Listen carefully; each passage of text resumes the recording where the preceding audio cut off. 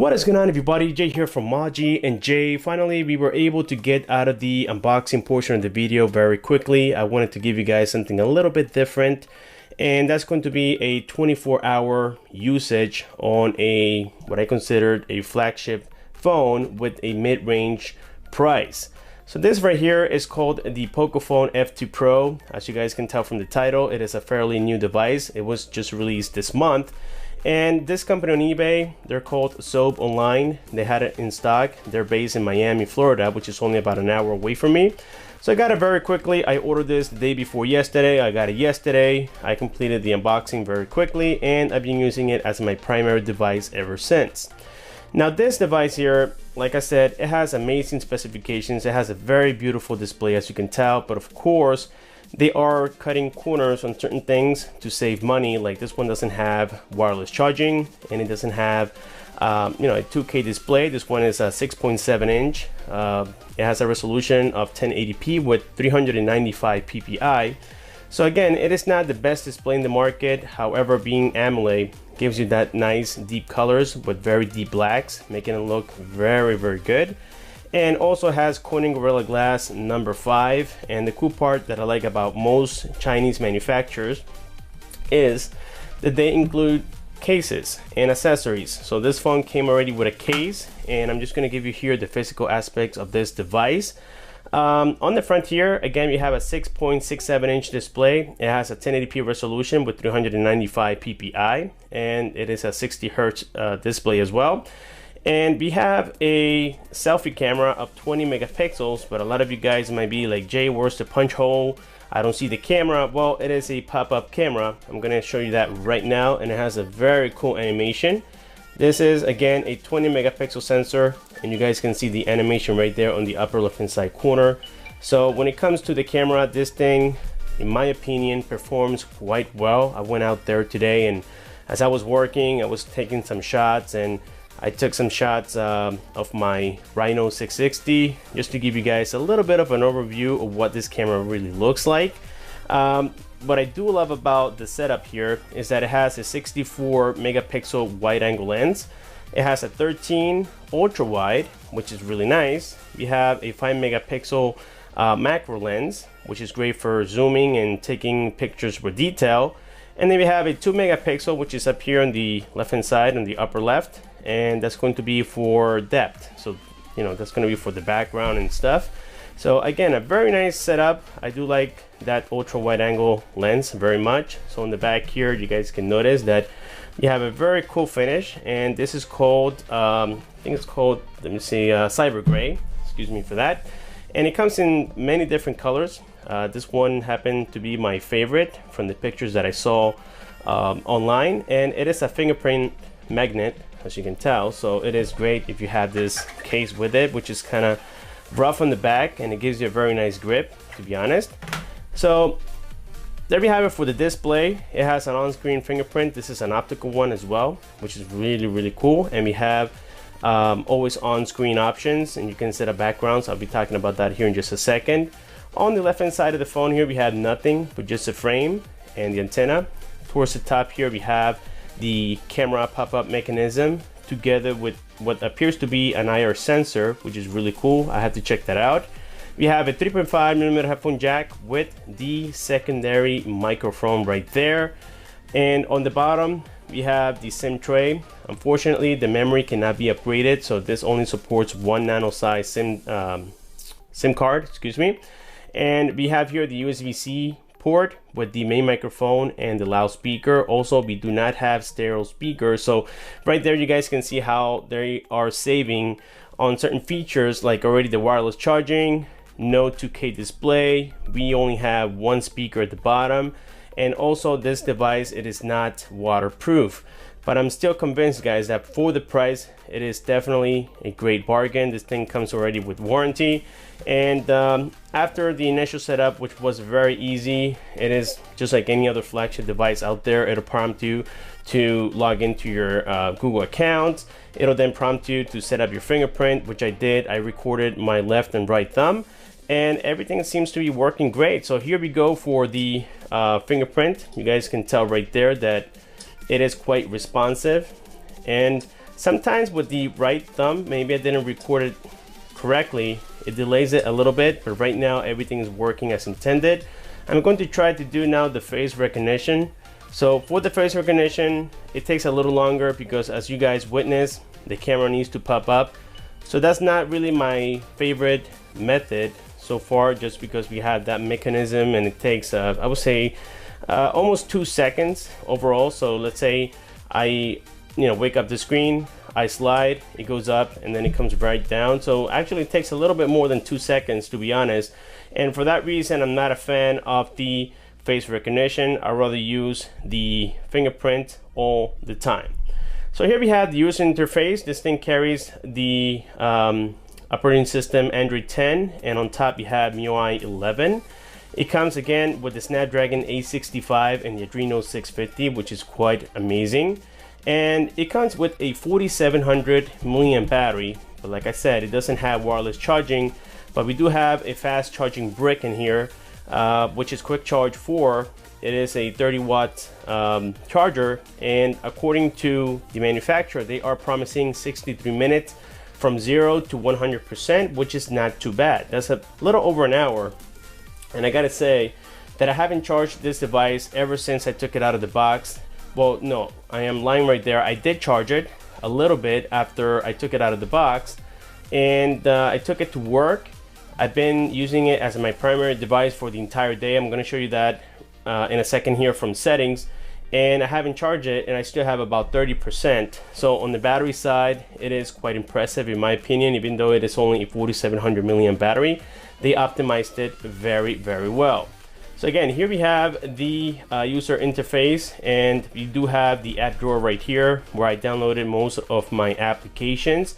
I did download the Antutu benchmark just because I wanted to give you guys a reference on on what it looks, on what kind of score you get on a device of this magnitude. And check that out, 567,000.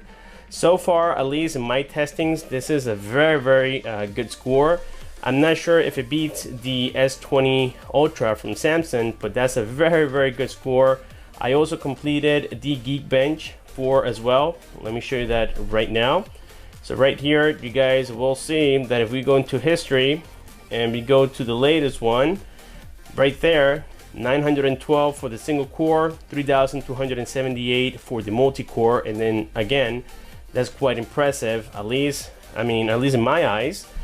This device, even though certain Xiaomi devices do not come with the Play Store or the Google services like a lot of you guys call it, well, this one does. You don't need to do anything right out of the box, so that's great. It came already with the Play Store. You get YouTube, YouTube Music, all these things, they come already pre-installed with the device. And again, it's out of the box. You don't need to worry about hacking it or doing anything weird to the phone in order to get it working. Another thing is that when it comes to customization, MIUI 11 is actually quite good. By the way, here we have about the device, and you can see right there that I have the one with 128 gigabytes. Let's go here to all specs, and here we can see the remaining of the information: 6 gigs of RAM, Android 10, so on and so forth. So very easy to view right there. What else we have back here? Oh yes, talking about customization. If you go here into always on display, you can change the styles of it. You got signature, analog, you have digital, and you can even set up a background, which is really, really nice. And right now, let's say I want to change it to the astronaut right here. I can also change the colors of my letter. So let's say I want to kind of like match it here with this.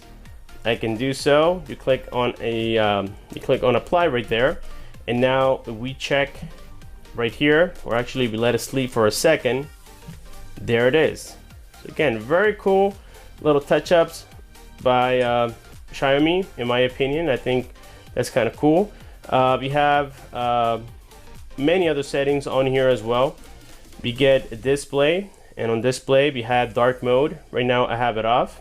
So let's go ahead and turn it on. That way you guys can see what it looks like. So you can set timers for it as well. You also have, let me turn off dark mode, and let's go back here into display. I can also change the color scheme Right now I have it to like a warmer color, but you have default, you have warm, and you have cool. I like it warm or even warmer right there. And to me, that's really refreshing to the eye. It doesn't strain it, and it's really easy to view. So there we have it, guys, for some of the customization that we can do with this device so far. And here's what I was talking about, the battery, guys. It's charged 14 hours ago, okay?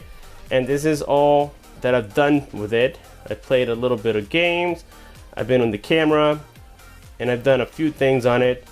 And so far, this phone seems to be very, very promising. Now, something that I consider to be a turn down for myself as a personal, I would say as a personal opinion, is the fact that it doesn't have wireless charging. You see, I get home from work and the first thing I do is set it on the wireless charger, and I don't have to worry about plugging anything in. It is just relaxing. That's just me. A lot of people can care less about it, and that's okay. And if that's the case, well, that's even better for you. But I gotta say, for $529, this thing is freaking awesome.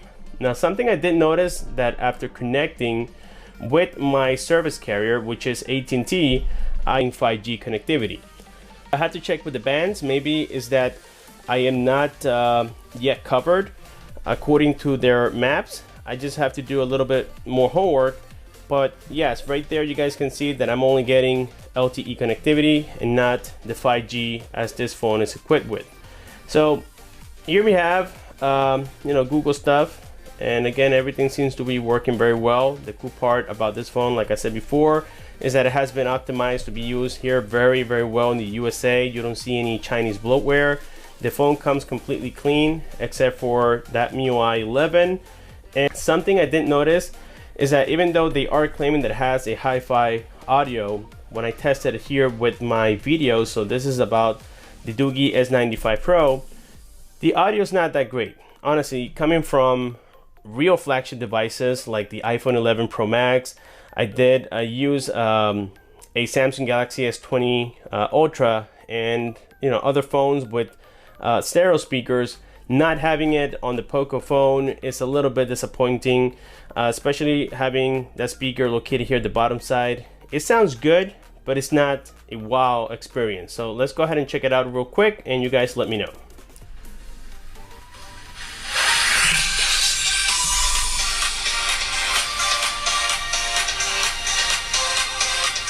What is going on, YouTubers? You're here from Maji and Jay. Very happy to bring you here the unboxing and the semi-review of the Doogee S95 Pro that I picked up about a month ago.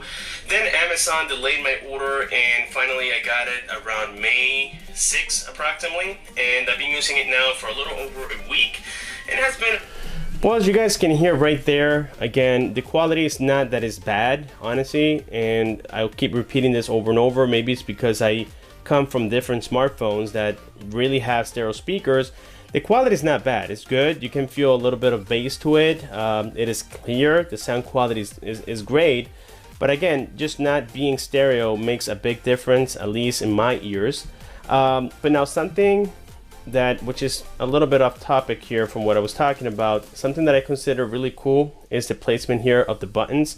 I do like the fact that this button has a different color than the other. I don't know why. It just makes it, I don't know, it makes it feel different. Not, physically, but it just gives you like a different view on that side. I don't know what it is, but I do like that color.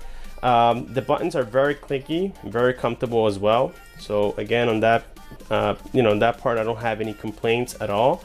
The phone doesn't tend to heat up with heavy gaming. I did Oswald 9 for quite a while, and the game handled very, very smoothly. Again, I didn't get any heatings on the backside, maybe because the Snapdragon 865 is water cooled.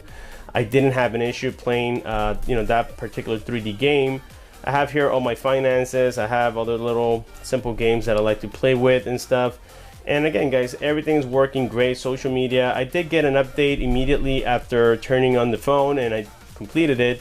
And they said it was about certain icons not disappearing after deleting apps. I think that's what the bug was all about. I haven't had an issue ever since. And 11 has improved in many different ways, together with Android 10. I think that again it's a great combination. So with this being said, I think that now we have completed here the quick unboxing and I would say the semi-review, but it is not a real review yet because I only used it for 24 hours. But this is just like an initial impression here of the Poco F2 Pro. Let me know down below what you guys think. Will you buy this to try it out? Will you pass on it? Are you waiting on a future phone? Let me know if you guys want me to bring new devices here to the channel. Thank you so much for watching. Please subscribe, comment, and share if you haven't done so. And I'll see you guys on my next one.